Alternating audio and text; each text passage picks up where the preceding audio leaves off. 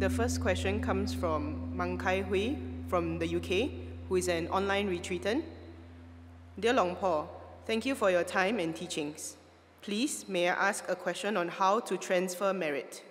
Do you, for example, before doing the good action like donating blood, mentally say that I dedicate the good merit to my mother and father and would like to transfer the merit work if they don't know about it, or do they need to know for it to work? I can't help but think that the happiness or joy arising from the knowing is the actual good merit itself, and nothing is really transferred. Is this thinking wrong? Thank you. So this issue of punya, this merit or goodness, so it's a fullness or a contentment of the heart, a happiness of heart, a joy within the heart. So when we think about giving, just that thought is meritorious already. When we think about giving, then that's the kind of mind of a deva already. So if we think about donating blood, then just when we have that plan come up in our mind, then the heart is meritorious. It's in a meritorious state already. It's in a good state already. So if our mother or father are still alive, then we can spread metta to them and wish, may this merit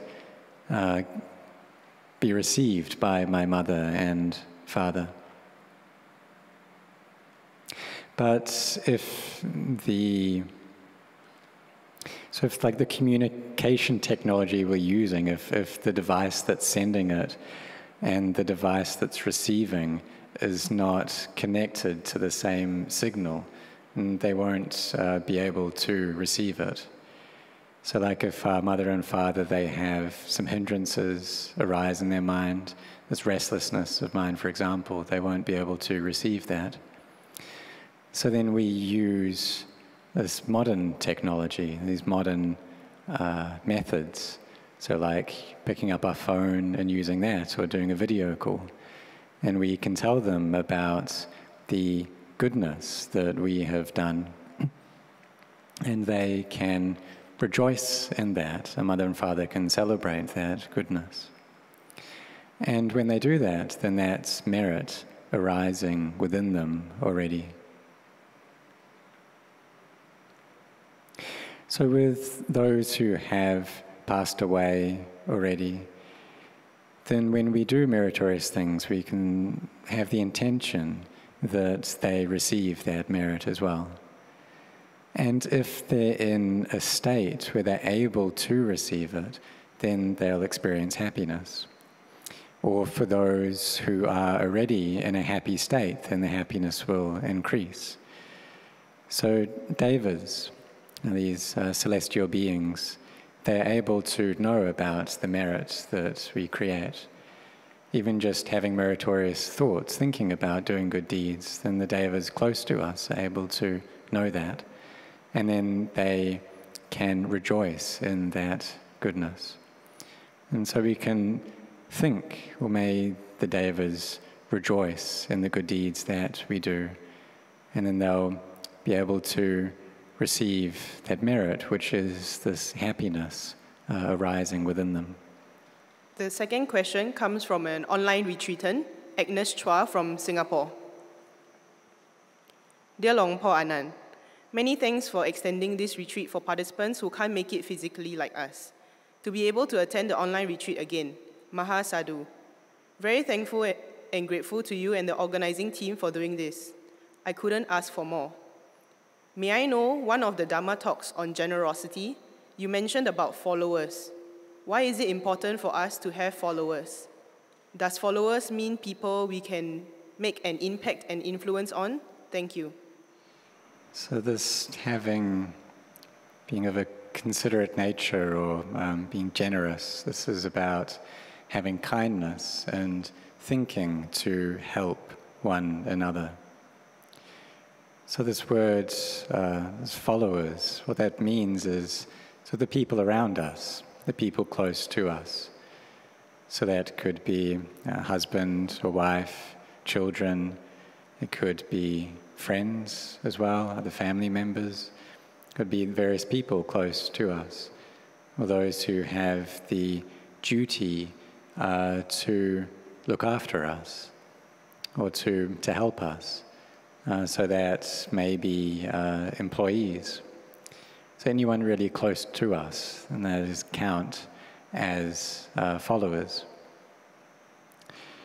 So when we have kindness for them, then they can receive that and feel that kindness really kind of goes into their hearts. That love that we have, that goes into their hearts. And so then when we do good deeds, and we can invite all these people around us, these people close to us, to partake in that as well. Because if we do it just by ourselves, then we get the merit just by ourselves, and other people don't know of that. So, for example, if we're going to do a forest cloth ceremony, or a ceremony of making an offering to the monastery, then we can invite others, and they can all come to join in this ceremony together. And then everyone feels happy by this. They all can rejoice in one another's goodness and feel this ease in their heart. Or a katina ceremony, we can invite our friends to go along to that with us. And in doing this, the result is that when we are born, then we'll have many friends. So for example, at the time of the Buddha, Venerable Yasa, he had many followers, many friends. And when he became an arahant, then his friends followed him. And all of those close friends that he had a connection with, they were able to become arahants as well. And that's because he had helped them in the past, and he had led them to do good deeds in the past. So another example is during the time of the Buddha, there were the three Kassapa brothers, and they had many followers. So the first eldest had 500, and the next 300, and then 200. And so they were all these kind of hermits, recluses, and they were the teachers of King Bimbisara.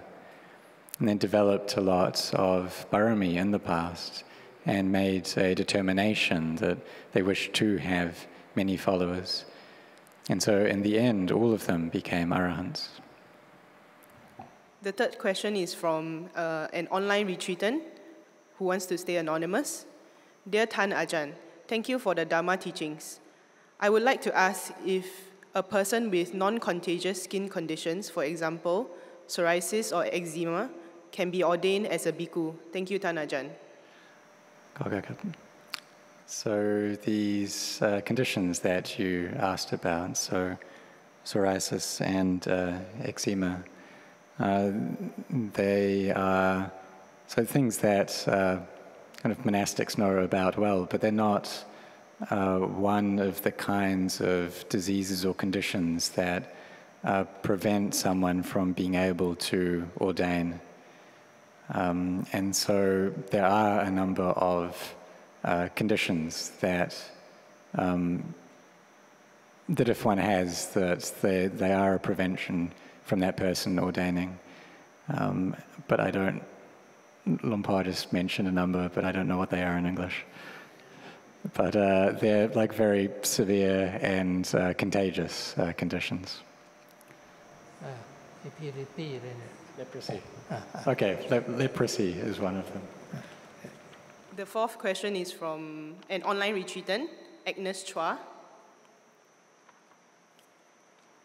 Dear Lumpur Anan, due to time and having the roles to take care of children, there are times I don't have time to do meditation for 45 minutes in the morning that I have made an aspiration to. Many times I ended up listening to a Dhamma talk while meditating so as to fulfill the two tasks. One, meditating, and second is to listen to a Dhamma talk after I do my regular morning chant. Do you have any advice for me if I can only choose between one, listening to a Dhamma talk of a certain duration in the morning, or 2, meditating a certain duration in the morning. I see my intention of asking this question is to make the best out of the Dhamma practice before I kickstart my day. This is the wholesome gift I would like to give to myself and to repay the kindness that I have received from my parents and all who have helped me in the past. I see that if these are not done, I will feel something is missing in the day. Seeking Ajahn guidance and advice on this. Thank you and wishing you well always. So this is a very good intention that you have, setting a heart in a good way, to listen to the Dhamma and to be establishing the mindfulness on the breath as well.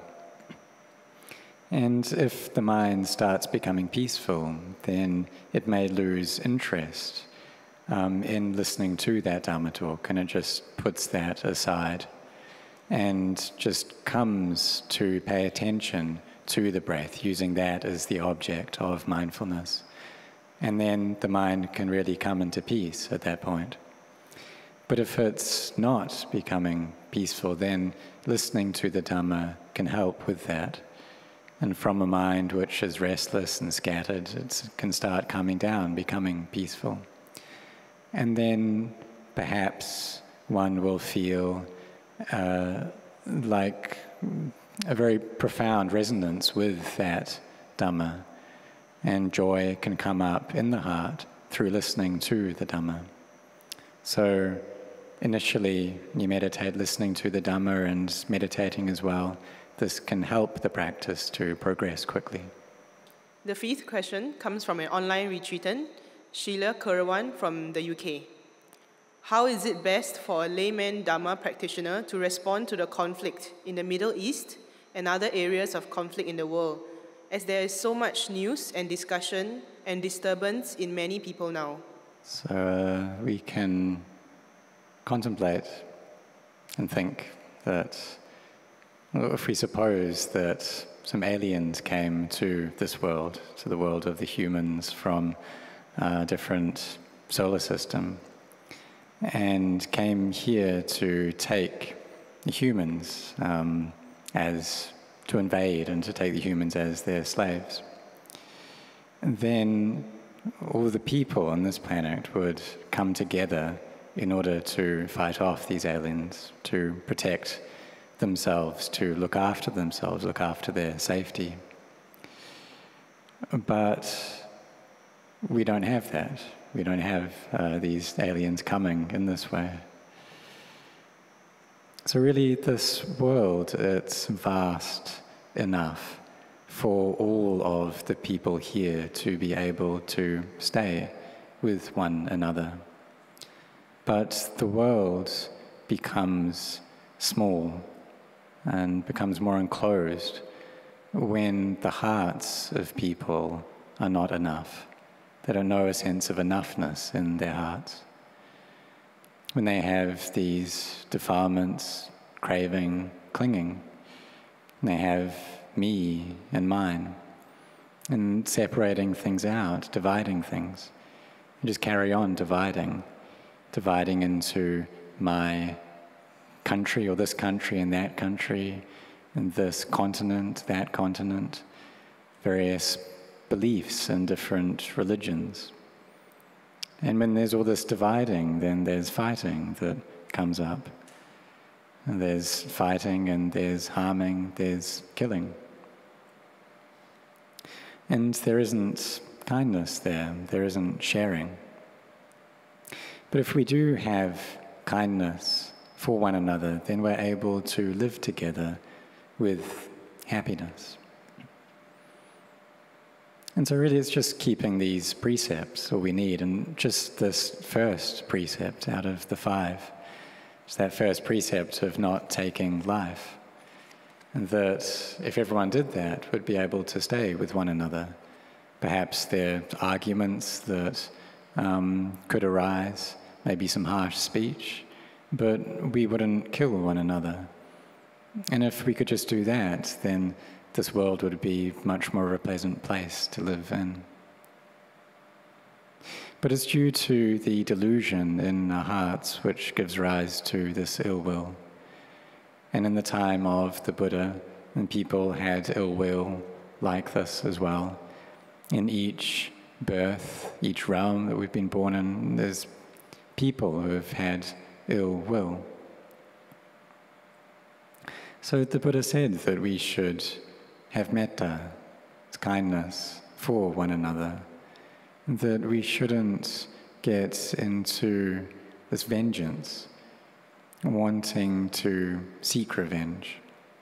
Because if we do that, then it just goes on without cease. We think that they did this to me, so therefore I'm going to do it to them. They harmed me in this way, so then I'm going to harm them. Or they killed us, so now we will go and kill them. And so if we go on like this, then it just goes on without end. So when we are aware of these things in the news, then we need to look after our hearts well. And we can see how harming each other is something which is not good. Instead, we should have kindness, so wishing that all beings be happy and to not harm one another. The sixth question comes from an in-person retreatant who wishes to stay anonymous. To Long Po, I suffer a lot with thoughts of inadequacy, feeling not good enough, self-loathing, etc. I know this is due to attachment to self, but due to lots of pain in the body, I find it hard to bring the mind to peace. I have not been able to develop any samadhi in order to gain insight into non-self, so I keep suffering a lot. I would be grateful for your advice. Thank you. So if we have a feeling that I am good, then this is a matter of self. If we feel that I'm not good, this is also a matter of self.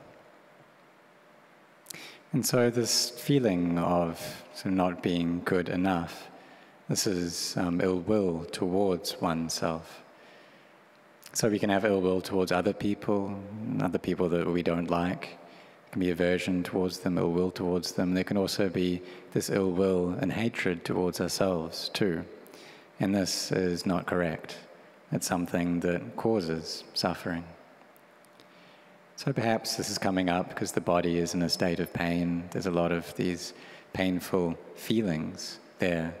And so there's a dislike towards oneself and a looking at oneself in a negative light. And if these feelings and these thoughts become more frequent and grow, then they become an obstacle for samadhi. So we need to have mindfulness, to be aware that thinking, that we are thinking like this, we're thinking in this way, and that's not correct. That these thoughts, they're not me, they're not mine. Rather, they arise from delusion and just from delusion. Because if the heart wasn't deluded, then we wouldn't be having these kinds of thoughts. And so we want to think good things, don't we? We don't want to be thinking in this way. So why is it that the mind carries on thinking like this? It's because it's not within our control. It's because the mind has delusion clinging to it. But if the heart has knowledge, then we're able to teach it well. And we can teach it to not think in this way. But because of this delusion that's come up, or rather, we teach it that these thoughts come up because of delusion. So we can tell ourselves, these thoughts, they're not me, they're not mine. And in teaching ourselves in this way, this is Marga, this is the path. So carry on doing this.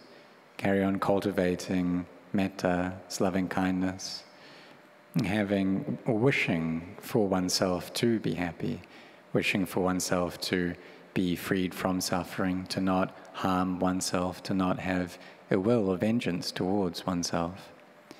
So carry on cultivating this metta, carry on chanting, contemplating, and these things will get better and better.